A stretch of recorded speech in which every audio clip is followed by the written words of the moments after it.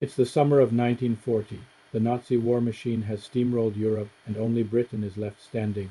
Across the English Channel, Hitler plans his final move, Operation Sea Lion, the invasion of Great Britain, but before his troops can land, he must own the sky. So he unleashes the Luftwaffe with a single brutal order: wipe the Royal Air Force from existence.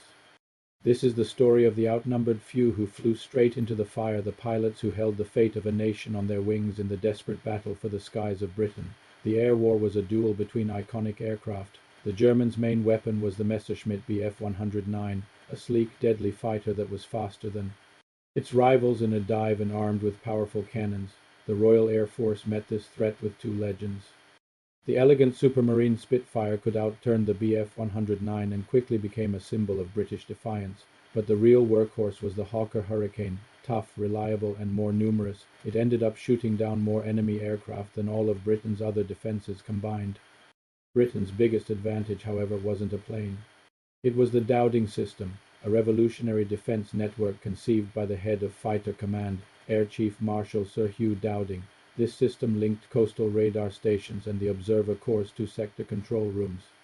Radar could spot German raids from over 100 miles away, allowing commanders like Air Vice Marshal Keith Park, who was in charge of defending London, to scramble his squadrons with incredible precision. This meant the RAF didn't waste fuel on constant patrols. They knew where the enemy was and could rise to meet them, turning the sky into a deadly chessboard. On the other side, the Luftwaffe was led by Hermann Göring, whose arrogance was matched only by his underestimation of the RAF. He promised Hitler the British would be crushed in weeks, a catastrophic miscalculation. The battle began in July 1940 over the English Channel in a phase known as the Kanalkampf. The Luftwaffe attacked shipping convoys, trying to lure the RAF into a brutal war of attrition. Then, on August 13th, Göring launched the main assault, Adlertag Eagle Day. Huge waves of German bombers roared across the Channel to smash the RAF's frontline airfields and radar stations. The days that followed were desperate. The Luftwaffe relentlessly pounded the airfields of No. 11 Group, bases like Kenley and Biggin Hill were hit again and again, with ground crews working frantically to rearm and refuel fighters under a rain of bombs. For the pilots, with an average age of just 20, life became an exhausting blur of terror and fatigue. They were scrambled multiple times a day, dashing from a moment's rest to their aircraft to face terrifying odds. August 18th became known as the hardest day, a brutal slugfest where both sides suffered staggering losses. By the end of August, the strategy was working. Fighter Command was losing pilots and planes at an unsustainable rate. The RAF was bending, and Göring was sure it was about to break. Just as Fighter Command was stretched to its breaking point, the Germans made a fatal mistake. On the night of August 24th, a few lost German bombers accidentally dropped their bombs on London. In retaliation, Prime Minister Winston Churchill ordered a small RAF bombing raid on Berlin. The physical damage was minimal, but the psychological impact drove Hitler into a rage. Infuriated, and acting on Göring's tragically wrong assumption that the RAF was finished, Hitler ordered a massive change in strategy. On September 7th, the Luftwaffe abandoned its attacks on the airfields and turned its full fury on London. This was the beginning of the Blitz, a 57-night nightmare for London's civilians, but for Fighter Command it was a lifeline.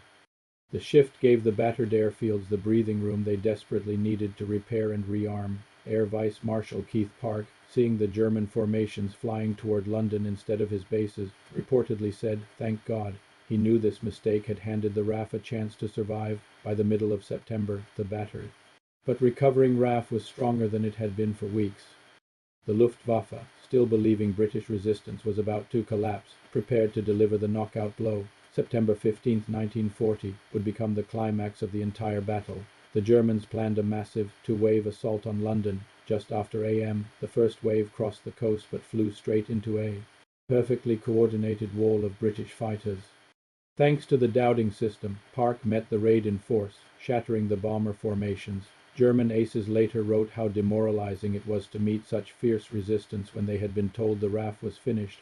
RAF pilots landed, refueled, and rearmed in a frantic race against time. Just 2 hours later, the second German wave appeared, and again the squadrons rose to meet them. Winston Churchill was watching the battle from the underground operations room of No. 11 Group. At the height of the fighting, he turned to Park and asked, "What other reserves have we?" Park's chilling reply was, "There are none. Every single squadron was in the fight." That day, the Luftwaffe suffered its heaviest losses in over a month, and the RAF proved it was very far from defeated.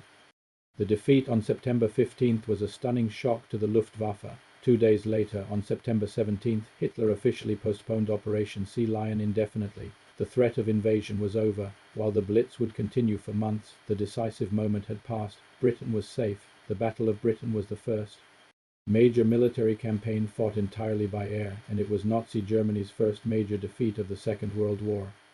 The RAF lost over 1,500 aircrew, but the Luftwaffe's losses were far greater and ultimately unsustainable. It was a victory won through clever technology, brilliant leadership, and the sheer courage of a small group of pilots. Their sacrifice was immortalized by Winston Churchill, who told the world, "Never in the field."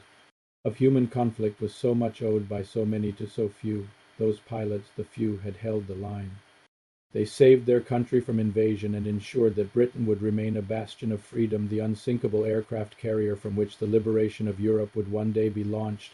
The courage of the few saved Britain, but it also brings up a fascinating question. Was the German invasion ever truly possible, even if the Luftwaffe had won the air battle? What do you think? Let us know in the comments. And if you enjoyed this story, make sure you subscribe and hit the notification bell for more deep dives into the Second World War.